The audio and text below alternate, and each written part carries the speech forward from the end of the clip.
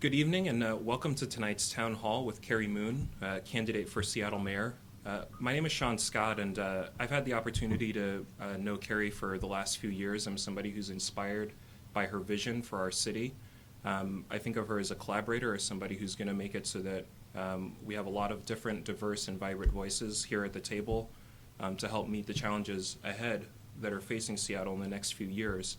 I'm somebody who's supporting Cary because of her collaborative leadership style, because of her ability to listen. People should know that Cary is not somebody who's a career politician. She's an urban planner, an engineer, a civic planner, and also a mom. So if you're joining us for tonight's discussion, I'm excited to have the opportunity for everybody to get to know her as well as I do. Right now, whether you're joining us via telephone or by Facebook Live or by YouTube, we want to get a few logistics out of the way. For those of you who are wanting to ask questions over the phone, you want to press 0, and you'll be connected directly with one of our volunteer operators, and they'll take your question down and make it and have it so that we can hear that and have that contributed to our discussion. Again, press 0 if you're asking a question over the phone. For those of us who are joining us by Facebook Live or YouTube, you can ask a question by commenting directly on the video stream. Exactly as you would any normal internet video. Again, so for those of you who are just joining us, good evening and welcome to tonight's town hall with Cary Moon, who's a candidate for mayor of Seattle. I'm Sean Scott. I'm going to be moderating tonight's event. I've known Cary for many years. I'm somebody who's inspired, as many are, by her vision for our city. She's a collaborator, somebody who's going to bring people together, and somebody who I think is going to ensure that Seattle is a city that works for all of us and that makes all voices feel equally welcome at the table. I'm excited for tonight's discussion and for everybody to get to know her over the course of the next hour as well as I do. While we're waiting, we're still waiting for others to join, whether you're joining via telephone or via Facebook Live or via YouTube. A logistical sort of point here, if you're joining via phone, you want to press 0, and you'll be connected with one of our volunteer operators, and they will take your question down if you say your name and location where you're calling from in Seattle. And for those of you who might be joining us via Facebook Live or YouTube, you can contribute to tonight's discussion by commenting under the video stream as you would any other video. I think that's about it for logistics right now. Without further ado, urban planner, engineer, transit activist, civic planner, and mom, Cary Moon. Thank you, Sean. Thanks for your help tonight, and thanks for your support. Tonight's town hall is about bringing people together, and that's why I'm running for mayor. I feel an immense duty and responsibility to make sure the future of our city, our beautiful, vibrant, diverse city, works for everyone. I want to listen tonight. I want to take stock of the challenges as you see them, and I want to talk about solutions together with you. In my 20 years as a civic activist, I've learned that coming up with the solutions is not always the hard part. The hard part is building the political will and the courage to enact the solutions. So that's why I want to talk tonight. I want to hear what you're thinking. I want to develop relationships and start working together and make sure everybody's voice is heard in figuring out the future of our city. So let's get started. All right, thanks, Cary. So we want to get things started off with a poll question. And the first question we want to start with is, do you feel like Seattle is headed in the right or the wrong direction? And this question goes out to those of you who are on the phone. You press 1 for right, 2 for wrong. Again, our first poll question that we're going to sort of use to guide our discussion here, and we're going to announce the results of this poll, is do you feel like Seattle is headed in the right direction or the wrong direction? If you're joining us by phone, that's 1 for right direction and 2 for wrong. For our first question here, we want to go to Lynn, who's joining us from online. It's one of my favorite Seattle neighborhoods. Seattle, Lynn says, has gotten so expensive. What are your solutions to address affordable housing in Seattle? Okay, I feel like there's 3 things we need to talk about with the affordability question. First, I think we need to have a really deep dive into why it's happening. Yes, people are moving here. Yes, come on, welcome, everybody belongs. But that's not the problem. The problem is that when Wall Street and other players see the housing price escalation that happens from our natural growth, they all pile on and they all start to take advantage by profiteering off of price escalation. And as you know, once you start doing that, it's fairly easy to keep escalating prices and keep building them so they're out of reach for for most Seattleites. So we need to really understand what part of our housing growth is caused by natural good demand from people living here, and what part is being caused by profiteering, and what parts of Wall Street and the financial industry are actually the players in that. Then we have to get some serious disincentives in place to block that activity and slow down the profiteering. You might want to look at Vancouver as an example, which put a tax on corporate and non-resident ownership of their real estate and a tax on empty property to stop the speculation that's happening there. Second, we need to use all the revenue we generate from that to invest in a lot more affordable housing. We need affordable housing at enough percentage of our overall housing so it really balances the volatility in the housing market. And third, we need to re-look at all the solutions to build what's called the missing middle, all the housing that is more expensive than affordable housing, but not the luxury housing that wealthy people can afford, and really look at things like duplexes, triplexes, congregate housing, backyard cottages, really rethink how do we add infill development in housing and neighborhoods in a way that's graceful and respects the character and the cultural life of the neighborhood. Right. Thank you very much, Cary. For those of you who are joining us by telephone, you want to go ahead and hit 0 if you have a question and you want to dial in, and you'll be directed to one of our campaign operators, and they will get that question over to us and have that contributed to our discussion. The first poll that we were asking for feedback on, the question here was, do you feel like Seattle is headed in the right or wrong direction? We got a resounding 78% wrong, a 22% right, and we're, I think, here really very much to talk about the 78% that might be thinking that things are not headed in the right direction. And we have a second question here, or I think is that Pat Griffith, who's joining us from Queen Anne over the phone. Pat, are you there?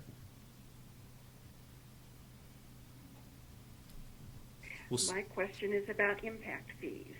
Seattle seems to be the only municipality in the area that does not utilize them for school construction, infrastructure, and parks.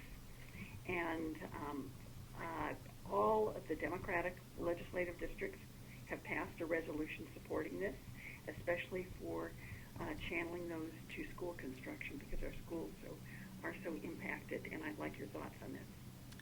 That's a good question. I have mixed feelings about impact fees, to be honest, because while, yes, new development that puts more pressure on infrastructure and requires more transit and more services to a neighborhood is creating a bigger demand in the city, but we also have to be careful not to overcharge development new fees, because then that just raises the price of the housing for the new development if it's building housing.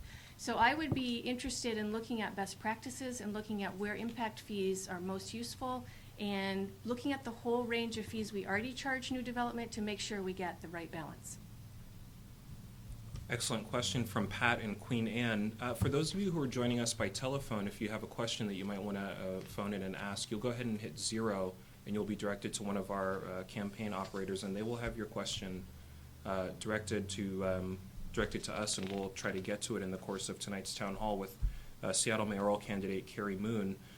We want to go now to our second poll question here for those of you who might be joining us over the telephone.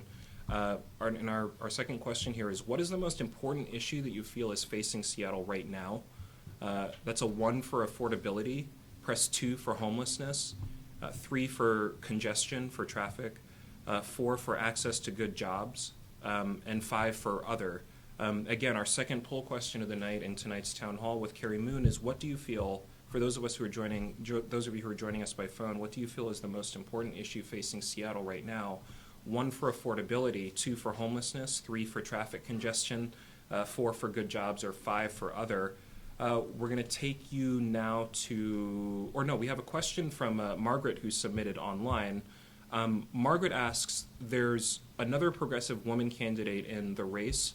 Why, in a field of very qualified candidates, did you choose to run against Nikita Oliver? That's Margaret from online. First, I want to say Nikita Oliver is stunningly brilliant. I have been a fan of hers for years, and I'm really excited at the space she's creating, at the ideas she's putting forward, at the movement she's building, and I really want to honor that. And that said, I feel like we're in this time of flux, and there is room for a lot of conversation around the best path to the future Seattle we want to become. And I like to think about the way Audre Lorde talks about this in the feminist movement, that strong women voices can spark the kind of creative dialogue and really build the courage and the commitment to the transformative change that we need now. So I'm really looking forward to all the dialogue that's coming with Nikita and others in the race. And I think it's going to be good for the city to have this out in the open and talk through these ideas together. Excellent. Thank you very much, Cary. We actually have results already in from our second poll question. We asked those of us who are joining by phone what folks felt was the most important issue facing Seattle right now. It looks like we're at about 39%, say 40% for affordability, and another 30% for homelessness and traffic, respectively. 2% for jobs, and I think we're going to go now to Andy from Lower Queen Anne. Are you joining us by phone, Andy? Hi there, Cary. Hi, Sean. Hello. Hello. So I've lived here my whole life, and, for at least the last 10 years, we've been talking about traffic and affordable housing and homelessness, and all we do is talk and talk about it, and things just keep seeming like they're getting worse. So I was wondering how you'd address these issues differently than the previous two mayors and their administrations. Okay, that's a good question, because we are growing fast, and transformation and flux has really been what Seattle's been experiencing for the past 10 years. I'd say what I do differently is my approach as an engineer is to really understand all the dynamics causing a problem and to dig in deep to what are the forces and players and actors that are making this happen. So I want to move past symptoms and go to root causes. Second, I would say my leadership is different in that I believe in listening. I believe in listening to experts, in listening to communities most impacted, in listening to the advocacy groups that have been spending years and expertise developing solutions, and build a common goal and a constructive set of solutions to get there. I think everybody's tired of the old way of operating, where politics is about power struggles between competing forces and things get polarized and we end up with a compromise. I would much rather focus on how do we build a shared vision for the well-being of everybody and a constructive set of solutions, recognizing that this isn't about winning, this is about building better solutions for the future. So I think approach to analysis and building a set of solutions and building public will towards the best interest of everybody is a different approach, and I think it's an approach that Seattle's ready for. Excellent. Thank you, Andy. And in the interest of getting as many voices and possible solutions on the table, whether you're joining us by Facebook Live or YouTube or telephone, you're going to have the opportunity here to ask a few questions. If you're joining by phone, please press 0, and you're going to be directed to one of our campaign operators, and they will get your question to us here on the table. Those of you who are joining us by Facebook Live or YouTube, you can contribute a question just by commenting in the comment section of a video as you would any other normal video. It looks like we're going to go now to Terry from Beacon Hill. Terry, are you there? Hi there. Cary, I know that you're not a politician, and that's fine with me, but what qualifications do you have to be the mayor of Seattle? Terry from Beacon Hill asking about qualifications for the office of mayor. Thank you, Terry. So I've worked 20 years as a civic leader and an activist developing solutions to some of Seattle's biggest problems. So I've built a lot of relationships within advocacy communities, and I really understand how the city functions. I understand what levers to pull. I understand where decisions get made. So I have a lot of expertise about city government and how city government works. And with my background before that as an engineer, I've worked in private sector, running a small business, and I've worked in large manufacturing companies and high-tech companies. So I have a breadth of experience from the public sector, the private sector, the advocacy sector, and I feel like I have a depth of knowledge of what small business needs, of how cities can work, what tools urban planners and politicians have. So I feel like I have a very broad range of skills and expertise and knowledge that make me qualified for this job. Excellent. Terry, thank you very much for your question. For those of you who are joining us by telephone, like Terry from Beacon Hill just was, you can go ahead and hit 0, and you'll have the opportunity to get your question to one of our campaign operators, and they will get that question over to us. If you're joining us by Facebook Live or YouTube, you can just comment in the comment section of the video as you would any other video. To sort of give you a little bit of a roadmap for where we've been, we actually did a poll a few minutes ago. 78% of respondents said that they feel Seattle is headed in the wrong direction, 22% for right, and I think Julie Coriel, who's joining us from 98105, this is at the University District, has an issue that I think is very much affecting that 78% who believe that Seattle is not heading in the right direction, which is homeless housing. Julie, are you joining us by phone? Yes, I'm here. My question had to do with the uncollected, unspent fees that have been charged to developers and not applied to affordable housing or low-income housing. And so that means, how do we track what policies we've started and haven't followed through on? And also just to express anguish that the homeless problem is worsening. It's depressing to go forth into many beautiful parts of our neighborhood and see the degree of human suffering. And it is a very difficult problem. Julie, with a very poignant question about homelessness in Seattle and housing fees and how those are tracked and spent. Thank you very much, Julie. So the fees, I think you're referring to the mistake that was in the news last week where the city miscalculated the development fees that a developer was supposed to pay into the Housing Affordability Fund, and it did get caught. I think that was a really good catch by the auditor's office, and I think everybody's now on alert to triple check all the numbers and make sure we are collecting the fees that we need to. I think that problem's being solved. And on the larger issue of homelessness, I think we need to also really acknowledge that homelessness is a symptom.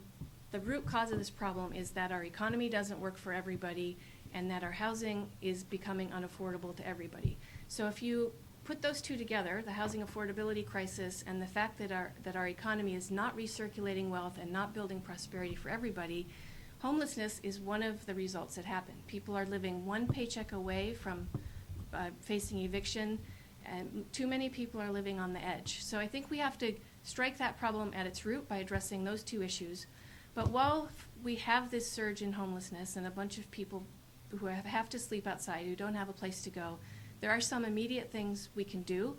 First, I think there's been a lot of research done in the city in the past couple years about how we're doing compared to other cities. And some of the answers that came out of that analysis are, we are not very coordinated. We have a lot of people working on this problem. We have a lot of money being invested in this problem. We have a lot of service providers and agencies all tackling a part of it, but we don't have a shared strategic plan. We don't have shared data. We don't have good collaboration between agencies and service providers. So there's not actually one place a person can go to get sort of access to all the different services that are in the system. So we could do a better job on coordination and sharing data.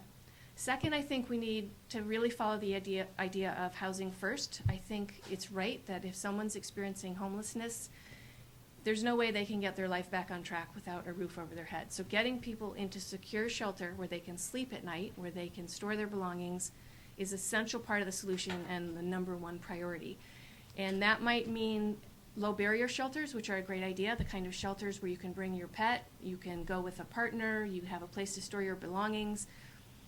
And it also means looking at some of the shelters that we have now that are filled to capacity with a lot of long-term residents who don't have a place to go. So looking individually, case by case, how can we help those people move on into permanent secure housing, supported housing, and how do we build more of that housing so that we do have a place for them to go to? And I think another part of the short-term problem, or short-term solution, is we got to really look at all the alternatives to shelters that are publicly funded or by service providers, and really look at things like tiny house villages and the kind of community-based solutions where communities get together and figure out how can we help, how can we host people in our community. And it reminds me of, I went to visit the tiny house village on 22nd just to understand how they work and how they operate. And I was getting a tour, and people were explaining how the whole system works, who lives there, how they function, and I was struck by two things. One, the woman who was in charge of food that day, Rhonda, brought me a meatball sub. It was the best meatball sub I've ever had, but it made me just feel like it's really important for people like Rhonda to have autonomy, to have self-governance, to be in charge of their lives, and to feel that kind of dignity and that potential for a better future that comes from having security and having a place to stay. And the second thing I was going to say is, I forgot, but I will add that just having homeless shelters and having tiny house villages in communities sponsored by churches is a great way for people to feel connected and remember that the people experiencing homelessness are human, they're great, they're funny, they're generous, they want to be part of the community, and we should all welcome that instead of being afraid of it and worrying about it as a problem. Julie, thank you very much for your question. Here at our town hall with Seattle mayoral candidate Cary Moon, if you're joining us by telephone and you want to have the opportunity to get a question to Cary, you can go ahead and hit 0. You'll be directed to one of our campaign operators. If you are joining us via Facebook Live or YouTube, you can comment in the comment section as you would any other video. On that score, we've got a Facebook comment here from Philip. And Philip, I'm excited about this question. Says, what do you see for the future of Seattle and Key Arena? As a resident of Uptown, it's an amazing benefit, Philip says. All the residents of the area that I know would love to have it improved. And Philip includes NBA/NHL/music at the end of his Facebook comment. Cary. All right. I brought a prop. I love the Sonics. I love basketball. I want an arena. I want to bring the Sonics back. I'm committed to that. But I feel like we have to figure out what's the right way to do it. If it's in Seattle Center, we have to make sure we do it without impinging on the other great activities happening at Seattle Center. I used to live in that neighborhood, and I was just stunned at what a fabulous park that is. It's busy every day. It's welcoming. It's inclusive. The festivals, the fountain, there's just so much going on there that makes it the heart of that neighborhood, and we cannot risk that. So if we use the arena for that purpose, we have to make sure we do it without hurting the rest of Seattle Center, and we have to make sure we invest in the right solutions to accommodate the flood of people that come and go with transit, with shuttles, with everything we can think of to make sure that people who live and work in that neighborhood can still get in and out during events. And all this, of course, will be resolved when Sound Transit comes, but that's a good 15 years away, so we have a lot of work to do between now and then. Right. As we approach the 100-year anniversary of the Seattle Mets winning a Stanley Cup in 1917, thank you, Philip, for your question about how we would improve Seattle Center and Key Arena. For those of you who are joining us via Facebook Live or YouTube and you want to ask a question like Philip did, you can go ahead and just comment in the comment section the same way that you would for any other video. And if you're joining us by telephone, you can hit 0 and you will be directed to one of our campaign operators, and they will get that question to us and to Cary specifically. Next on the line, it looks like we have Jaden from Capitol Hill. Jaden, are you there? Hi. So you say you want an economy that works for everyone, but you were the only candidate in a recent debate to oppose an income tax. Can you clarify your position on that and talk about how you'd make Seattle a more welcoming place for all people? Jaden from Capitol Hill with a question about the income tax and Cary's stance on it. Thank you very much. Thanks, Jaden. So we have the most regressive tax system in the country, in our state. People at lower incomes pay 7 times more as a share of their income in tax as wealthy people. We have to fix that problem. And so I am completely copacetic, in resonance with the people who are aiming for an income tax. But I want to have a broader conversation, because if we only tax wages without taxing wealth, like inheritance, like capital gains, then we're never going to get ahead of income inequality. So I want to have a broad conversation around what can we do at the city level and what can we do at the state level to bring in the kind of revenue we need to invest in creating a stable foundation for everybody. Because we need to invest in schools, in social services, in access to entrepreneurship. There's a lot of things that are, spun off from this terrible income inequality we have that we need to address in order to provide a stable floor for everybody to stand on and, climb the ladder to whatever their version of success is. Jaden, thank you for your question. Those of you who are joining us for this town hall with Seattle mayoral candidate Cary Moon, and you want to have the opportunity to ask a question, as Jaden from Capitol Hill just did, over the telephone, you can hit 0 and you'll be directed to one of our campaign operators, and they will get that question to Cary. If you're joining us via Facebook Live or YouTube, you can go ahead and comment the same way as you would under any other video. Curtis has a question from North Seattle. Is asking from YouTube, fittingly, what are your thoughts, Cary, on municipal broadband? Yes. When you look at the disparity in who has access to high-speed internet and who doesn't, it's heartbreaking. It's wrong. I mean, it's expensive, and wealthy people can have access to it, and people in lower-income neighborhoods have much worse service, and it's not okay. I think the only way to solve this is to make a commitment to citywide high-speed municipal broadband. It's so important for kids getting their homework done, for people looking for jobs, and for access to entrepreneurship for people of color and people in low-income communities who have creative ideas, they want to invent stuff, they want to participate in the information age, and without high-speed internet, we're shutting them out, and it's not okay. Excellent. Thank you so much, Curtis. That was a great question. We're going to take you now to Colleen in Capitol Hill. Colleen, are you there? Hi, thank you for taking my call and my question. I apologize, I might have missed part of the conversation because I was on hold with the operator, but when you speak about homelessness, there was a lot of, income disparity and people that can't afford it, but I drive up and down Pike and Pine, I live on Capitol Hill, and the amount of drug and alcohol, which I think really contributes to a part of the problem, it's an issue in our society. How do we address that? What are your thoughts on that? Again, I'm not always a believer that it is based upon, wages, but also based upon drugs and alcohol. Thank you. Colleen from Capitol Hill with a question about substance use and abuse and how that might play into homelessness as a factor here in Seattle.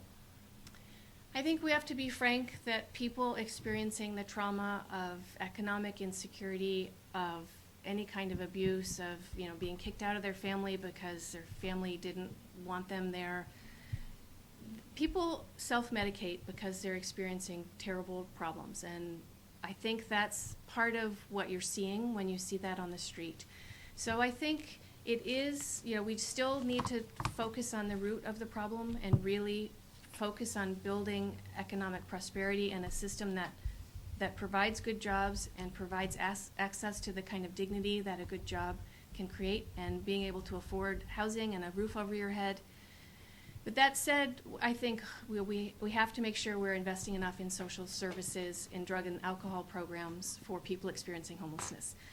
There's a great project on Eastlake that welcomes homeless people in with their addictions, and they offer services and they offer support, but they don't insist that people are clean and dry and upstanding citizens who don't have any kind of habits before they can come inside. And I think that's a really good model. I think the housing first, get people inside, get them on their feet, good night's sleep, offer them services, help them get over their addictions, and help them get on their back on track is really the right approach. Colleen, thank you for that question. If you want to, you're joining us at this town hall with Seattle mayoral candidate Cary Moon, and you want to have the opportunity to ask a very pressing and important question, as Colleen from Capitol Hill just did, and you're joining us over the phone, you can go ahead and hit 0. You'll be directed to one of our campaign operators, and they're going to get the question over to us. If you're joining via YouTube or Facebook Live, you can ask a question in the comment section as you would any other video. Joel looks like he has a question via a Facebook comment. And Joel asks, how would you partner with neighborhoods to bring diverse voices into local decision-making about spending and land usage? Okay, this is hard because we have this great culture of community participation in Seattle, neighborhood planning, people being involved at the local level. And it's healthy and it's good and it's part of expressing our democratic right to shape the future of our city.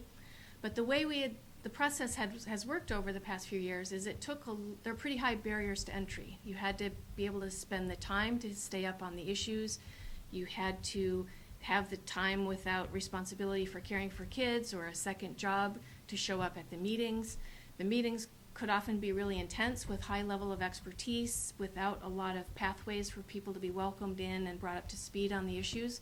So we ended up with a lot of the processes being fairly hard to join and hard to get into, and they ended up being exclusive, not by intention, but just by how they worked. So in order to get around that, we have to come up with processes that work really well for everybody. So we have to be able to let people participate online. We have to offer in-language communications. We have to have sort of mentors and buddies who will adopt people and help them get up to speed on the issues. We have to do it at a time when people can show up, so maybe not during the day, maybe on weekends. We have to provide childcare. It's more expensive, it's harder to pull off, but it's worth it, because if we don't do it, then we're going to continue to have decision-making tables where only people with a certain level of expertise and income and spare time can participate, and that's not going to bring us the broadest, smartest solutions.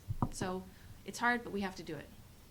Joel, thank you for that question. If you're joining us by telephone and you want to get a question to Cary, you can go ahead and hit 0 on the line and you'll be directed to one of our campaign operators and they will get the question our way. Kate is joining us over the phone from West Seattle with a question about Hala and urban villages. Kate, are you there? Hi, yeah. Hello. Hello. Hello? If you've got Hey, we hear you. We hear What's you, your Kate. question? Hi, I'm in West Seattle, and I was interested to know what you thought about urban village expansion in the Hala plans. There's a lot of questions about how do we grow with grace in Seattle, to use Paul Schell's old phrase. And I think that a lot of people are moving here, and that's good. It's healthy. Our economy's growing. Businesses are hiring people. People want to be here and be part of the greatness that is Seattle. And we have to figure out ways to accommodate this growth everywhere. So I believe Hala was on the right track. Mandatory housing affordability in new buildings, adding density in urban villages and slightly expanding them in a way that fit with a neighborhood, and looking at how do we build more living places, more apartments in single-family zoned lands, things like duplexes, backyard cottages, congregate housing. I think all of those are part of the solution. If we don't build enough housing for the people who are moving here, it's going to continue to exacerbate the affordability crisis. And we can't turn back the tide. We can't not have people move here. This is a city people want to be in. So let's welcome them, and let's make sure we're, as gracefully as possible, adding housing in the places where we can so everybody has a place to stay. Thank you very much, Kate. If you're joining us here at the Town Hall with mayoral candidate Cary Moon and you want to contribute a question to our discussion about the challenges that are facing Seattle in the coming years and in this election in particular, you're joining us by phone, please hit 0 and you'll be directed to one of our campaign operators and they will get your question to the floor. If you are joining us via Facebook Live or YouTube, you can go ahead and comment in the comment section as you would any other video. Kim from online is asking a question that I think echoes something that Margaret asked earlier, and that's there's another progressive woman candidate in the race. Why did you choose to run against Nikita Oliver? Thank you, Kim. Yep, and I'll say again, Nikita's brilliant, and I honor her movement and her voice, and the issues she's raising and the ideas she's putting forward are really part of a constructive dialogue about the future of our city. I think there's plenty of room to have a lot of constructive discussion in the mayoral race. Actually, this is the best time to have a discussion about the future of our city. We do it once every 4 years. Everybody's involved. We hear great ideas coming from a bunch of different places, and it ends up making us all smarter. And the best ideas rise to the top, and we all kind of can shift into the kind of transformative change and the courageous, bold solutions we need by having this dialogue. So that's how I'm approaching running next to Nikita Oliver. I want to honor her voice, honor her movement, honor her ideas, and have a constructive dialogue where we spark solutions together through dialogue. Kim, thank you very much for that comment. We have another question from online. Aaron from YouTube is asking a very pressing question, the question of the Trump administration has threatened federal funding for sanctuary cities like Seattle. And Aaron from YouTube asks, if federal funding is pulled, how would you address the budget shortfalls as mayor? I'm not sure it's legal for him to pull funding. Can I just say that? I think it's scary. You can say that. And I think we've shown so far that we are brave enough to stand up to him as a society and say, nope, that's not legal. You're not allowed to do that. You don't have that power as president. So that is what I hope we can do. I'm super proud of Seattle for being such a strong leader in this. Our Attorney General is a rock star. The marches we did at the airport and downtown just after the first immigration ban just, I think, made us all proud to be in Seattle. I want to share a story that one of my friends who is an immigrant, who came from a country where they didn't have democracy and power was increasingly concentrated in the hands of fewer and fewer people. She moved to Seattle and she feels so grateful to be here in a place where she feels safe and feels protected. And she doesn't feel bold enough and courageous enough to speak out herself as an immigrant, but she is thanking everybody in this great city for everything they're doing to stand up for the rights of all people and make sure that we are protecting everyone who lives here, no matter their country of origin or their race or their immigration status. We stand for protecting everyone, and I'm proud of us, and we're going to keep being that city. Aaron, thank you for that question about how Cary would address budget shortfalls that sanctuary cities like Seattle are facing under the Trump administration. If you are joining us here at this mayoral town hall, or this town hall with mayoral candidate Cary Moon, and you want to have the opportunity to ask a question as Aaron from YouTube did, you can go ahead and type in a comment underneath your Facebook Live video or your YouTube vid as you would any other video. For those of you who are joining us by telephone, you can go ahead and hit 0, and you'll be directed to one of our campaign operators, and they'll get your question to the floor. Don is not from Facebook comment. Don has a Facebook comment that I think you'll be excited about this one, Cary. Don asks, how would you balance the needs of auto transportation and metro transportation in your tenure as mayor? This is fascinating. This is sort of the state of the art of transportation planning in cities, especially growing dense cities. There's very limited real estate on the street. There's very little capacity that we have to optimize and use as efficiently as possible, because the more people who move here, the more people need to be moving around, and we have to use the space we have more and more efficiently. So in Seattle, I've been involved in the One Center City project, which is the city's effort to tackle this head on, especially downtown, where the congestion problem is the worst and getting worse. And I think having bus priority lanes, bus queue jumps, the kind of intersection control that prevents conflicts between pedestrians and right-turning vehicles, they're looking really carefully at all the state-of-the-art solutions to make bus transit the most efficient, most reliable, and fastest way to get everywhere. Because once we have that transit system where it serves enough people and it's the best way to get there, then more and more people shift to transit. Second, it's also really important to have a protected bike lane everywhere. Part of the problem with the bike lanes we have now is that they're pretty intimidating. You don't feel safe. They're really useful for the spandex warriors who know how to ride downtown and are willing to go fast and know how to dodge the cars. But for the rest of us, we don't feel safe there. So the more we have a protected bike lane, a protected bike network that goes to every neighborhood, and you can get to your destination in a protected lane without ever having to leave it, the more people are going to shift to biking. So biking and transit and walking, if you look from a pure efficiency standpoint, are the most space efficient modes. They're the modes that are the future. We still need cars. I'm not saying we don't need cars. I have kids. I have to ferry them and their stuff around and drop off things. But I think we have to be really mindful of using the space we have now as efficiently as possible, making sure we have room for freight, for deliveries, for drop-off, for pedestrians, for buses, for bikes, and for single occupancy vehicles. Don, on Facebook, thank you very much for that comment. We have another question here from Facebook. Joel asks, how would you as mayor fight for increased density in single-family zones not currently part of urban villages? That's Joel via Facebook, who's joining us via Facebook Live, asking, in your tenure as mayor, how would you fight for increased density in single-family zones not currently part of urban villages?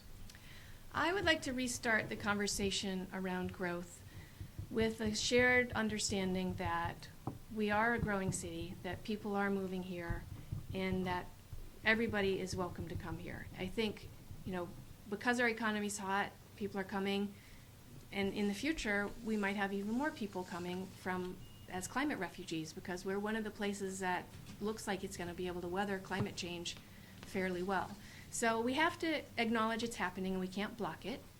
And we have to start with a shared understanding that having a neighborhood that's socioeconomically diverse, where people from all ages, whether those just starting out in their first jobs or elders, young families, more established families, empty nesters, those kind of communities are the healthiest and actually the most fun to live in. So if we can start from a shared understanding of growth is coming, that we all want to live in healthy communities where everybody feels welcome, and that we all have an obligation to figure out what's the right thing to do for the future and make sure that our children and the people moving here have a place to stay.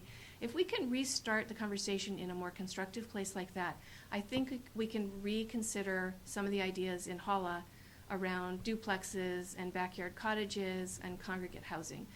Because if we continue to block the integration of new forms of lower cost, missing middle housing into neighborhoods, we're going to be creating enclaves of people at the same socioeconomic status. And I don't think that's who we want to be in Seattle. I think we want to be an inclusive city that welcomes everyone, where everyone feels like they belong. Joel, thank you very much. If you're joining us today or tonight, this evening at this town hall with mayoral candidate Cary Moon, and you're joining us via telephone and you want to get a question to us, go ahead and hit 0 on your line and you'll be directed to one of our campaign operators and they will get your question to us here on the floor. We ran a telephone poll earlier in this town hall, and I wanted to reiterate these.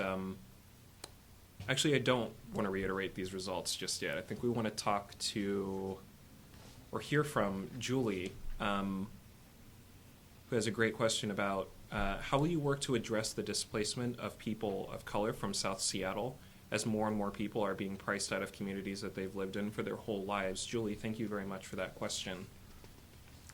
That's a hard question. I think acknowledging why gentrification happens is really essential. We have this system set up where housing prices were depressed because people were oppressed. And we redlined neighborhoods. We limited their access to capital. We limited their ability to get loans. We limited the neighborhoods that people of color and black people could live in. And we created this condition where we have very different housing prices across the city. And now we have this situation where whoever has the most money wins. And it's not okay, because communities deserve to stay together. Families deserve to stay together. So I think we have to really understand why we've let gentrification happen, and then specifically look at every neighborhood, sit down with the folks who live there, understand their culture, understand their community, understand how they want to grow, how do they want their businesses to prosper through growth, how do they want to protect access to growth for people who are from the community and from the neighborhood, and come up with some community covenants around development and some commitments for new development to work with the neighbors to provide affordable housing where people who are from the neighborhood and want to stay in the neighborhood can. I think we have to just boldly say that this is a value we believe in and it's worth fighting for, and we have got to develop new tools, because I don't think any of us want to be in a Seattle that has pushed out all the people who don't have wealth and all the people of color and all the communities that help make this city a great place. None of us want that to happen, so we have got to find the right tools to strike this quickly before it's too late. Julie, thank you very much for your question about displacement throughout Seattle. It feels appropriate to mention that in a poll that we ran earlier, 78% on the sort of the macro level, 78% of respondents said that they thought Seattle was headed in the wrong direction, and another 40% answered that they thought affordability was the single most important issue facing Seattle at the moment. We want to, if you're joining us via, I should say, via Facebook Live or via YouTube, and you want to have the opportunity to ask a question, as Jamie did earlier, you can go ahead and type your comment underneath the Facebook Live thread or YouTube feed, and we will try to get that on the floor as responses sort of churn in. Amy from Facebook Land has a question about what it would mean to you to be the first woman mayor since Bertha Land's night over 90 years ago. Wow. That is a good question. I'm so excited to be one of the 11,000 women in the country who's decided now is the time to run for office. I believe people are tired of politics the old way. People are tired of insiders having access and cutting deals in back rooms and making decisions out of public view in a way that most of us don't even understand what's happening and who's at the table and why not me, why was I excluded. And I think as a woman, my leadership style is more about listening, about being inclusive, about making sure we're watching out for the well-being of everyone. And I'm less interested in the scrappy political fight about the power struggles, about who dominated who. That's really not what I think our city's about, and it's not what I think our politics is about.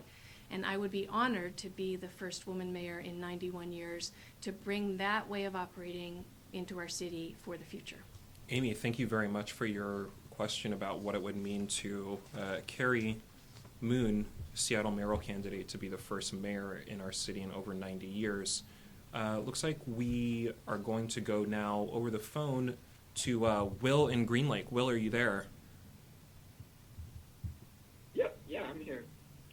I had a question. You know, I'm pretty tired of the way politics are run in Seattle, and it really often feels like our elected officials are grandstanding on national issues and not really focusing on what will really impact people here. Do you agree? And if so, what would you do differently? Will in Green Lake asking about grandstanding. Thank you very much, Will. I think a little bit of grandstanding when it's Donald Trump you're grandstanding against is worth it, because I think Seattle, as a leader of the resistance, has to stand proud and stand tall and say, your view of America is not our view, and we won't stand by and let you do this to us. So a little bit of that is necessary, but I think, we do need to understand that claiming that we are the front of the resistance, we are a sanctuary city, is the first step. And then the second step is how. How do we show the world that? How do we show that we're inclusive? How do we show that people of color, people who are immigrants, people who are refugees, people who are from other cultures actually feel safe here, actually can afford to live here, actually can start businesses here? So yes, let's make the commitment, but then let's shift into solutions of how do we do this? Because right now we're not. Right now we are not welcoming, in that people don't feel like they can afford to be here. They don't feel like the city is for them anymore. And we need to make sure that we build an economy and our housing system where everyone feels welcome, everyone has a place to be, everyone feels secure, not just because they're not going to get raided by ICE, but because they actually are connected and committed and part of this economy and part of this community and have economic security and housing security and feel safe at night. Will, thank you for your question. We want to go to a Facebook comment in a second from Mark, but I wanted to repeat that if you're joining us via Facebook Live or YouTube and you want to ask a question, you can go ahead and type that in the comment section, and we'll try to get that question into the floor. Those of you who might be joining us over the phone, like Will, hit 0, and we will get you to our campaign operators who will take down your question and get that to us. Mark from Facebook has a comment here, and it's got go through it. Mark says, during the viaduct debate, you invited a mayor from the upper Midwest to Seattle for his input during the debate. Among other things, he felt Seattle government was top-heavy in management. As an engineer, do you think government departments should be streamlined to improve efficiency and improve employee job satisfaction? And if so, what management models do you think should be explored? That's Mark asking about whether or not government departments should be streamlined to improve efficiency and to improve employee job satisfaction, and what management tools would you explore to that end? Thank you, Mark. That's another good one. Yes, I think every organization is always in a process of continuous improvement. How can we do our job better? How can we be more efficient with resources? How can we collaborate better? So yes, definitely that would be part of my leadership. And I think, Seattle's growing so fast. We've added $250 million to the budget over 4 years ago, which is a great influx of funds because we need them. But I think we have to look really carefully at where they're going and step back and say, are we spending the new money efficiently? Do we have the courage to shut down things that aren't working and invent new things that might work better? And, with the city employees of Seattle, I think, are one of the best treasures we have in this city. There are so many great people who work for the city in department leaderships and in staff position. And really building a culture where we ask the big, how do we accomplish this question, and then we invite people who work in that department or in that field to submit ideas and to build this sort of a courageous, collective, collaborative discussion around what's a better way to do this. I think there's a ton of skill and expertise that we're probably not tapping. It's one of our greatest resources. So yes, I would really like to look at the way we manage city government. And I think one of the first things I would do as mayor is spend the first 6 months developing this vision statement with a set of principles and objectives and an action plan to get there, working in collaboration with advocacy leaders and city departments. Because I feel like in this time of flux where everything's changing so quickly, people don't know where we're headed as a city. People want to understand, what are we aiming for? How are we going to get there?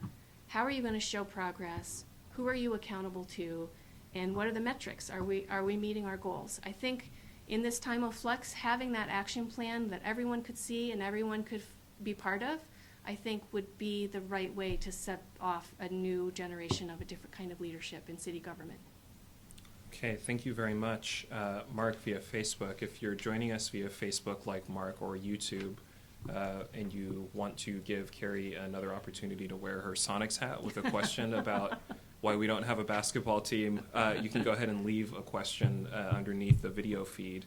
And if you're joining us over the phone, you can go ahead and hit 0 and you'll be directed to a campaign operator who will get your question to us. We have another question from Facebook. Elizabeth is asking, where are you at related to Sound Transit 3 and the plans to put a link between Ballard and West Seattle? Where would you see an alignment being located between Ballard and downtown? And also, it looks like it's going sideways in terms of Sound Transit really stepping up and putting that segment into planning anytime soon, says Elizabeth from Facebook.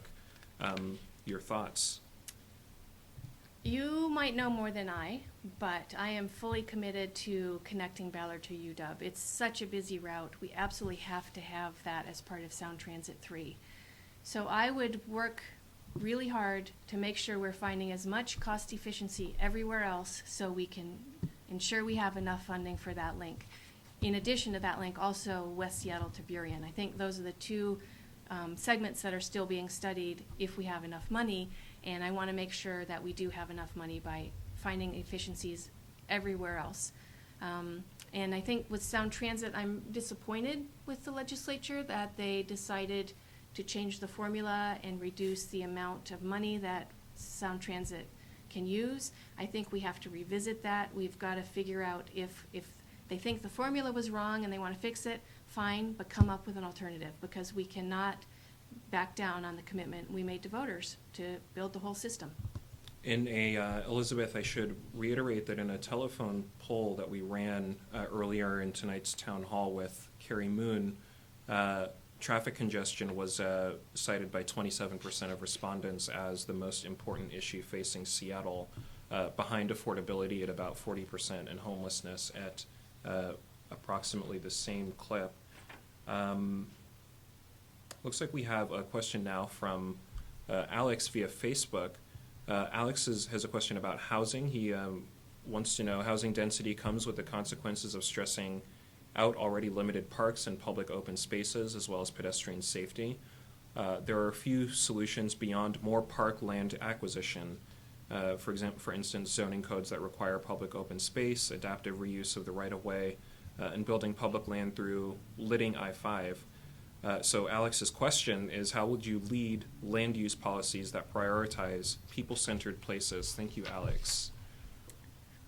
You're right. That's one of the problems of being a fast-growing city, is that the land is now too affordable for the Parks Department to buy.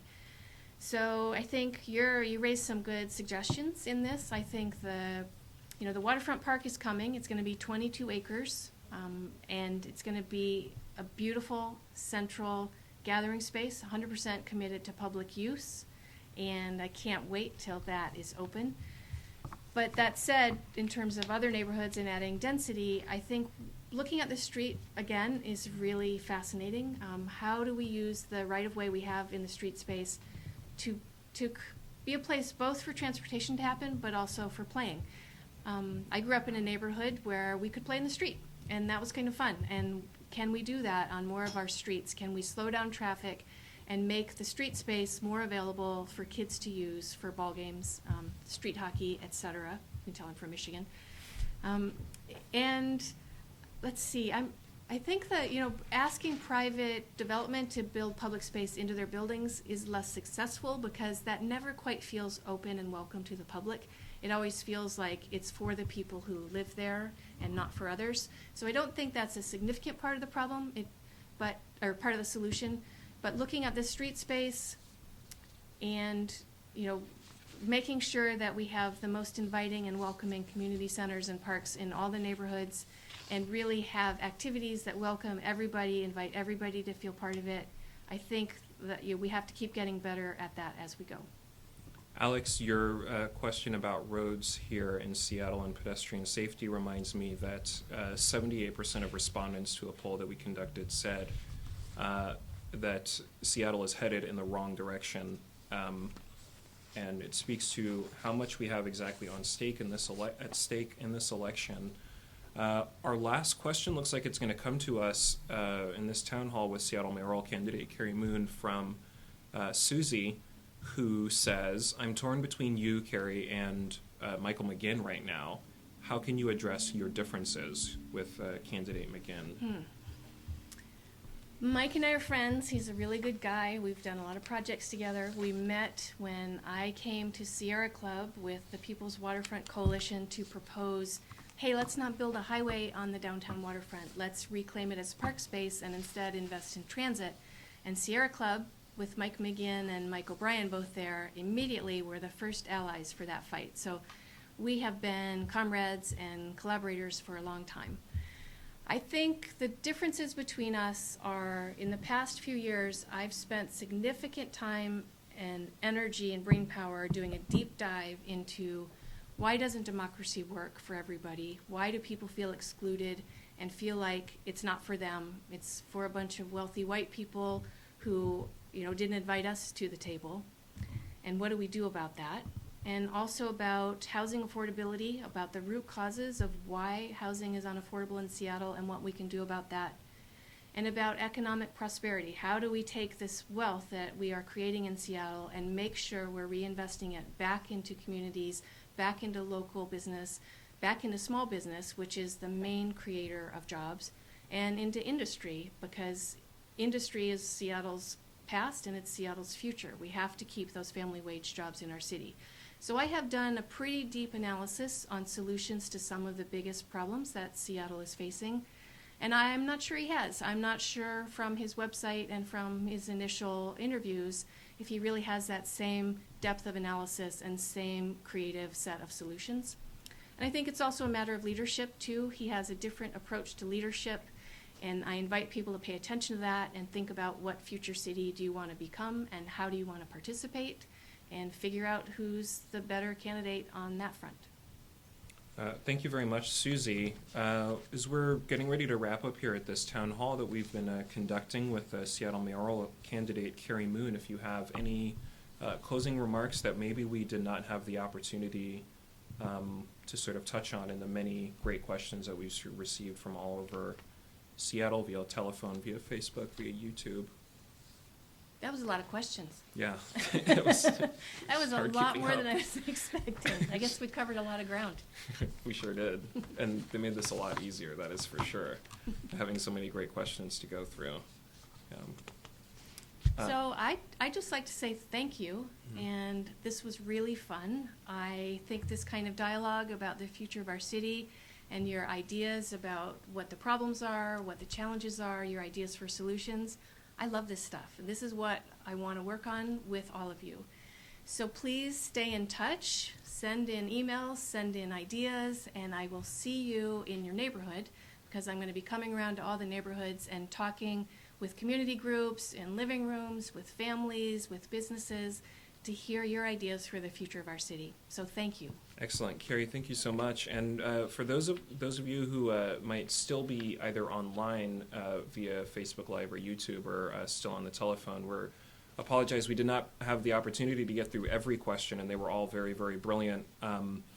You can go ahead and stay on the line and leave a voicemail, and Cary will respond to those questions as they come in, or go on and continue commenting beneath the thread, and we'll find opportunities as the campaign wages on to address those as they come in. We want to hear from as many people as possible, and I think that speaks to Cary's style of leadership is very collaborative and listening oriented. Excuse me. Thank you again, Seattle. Have a great night, and thank you for joining us at this town hall with Seattle mayoral candidate Cary Moon. Thanks. See you in the neighborhood.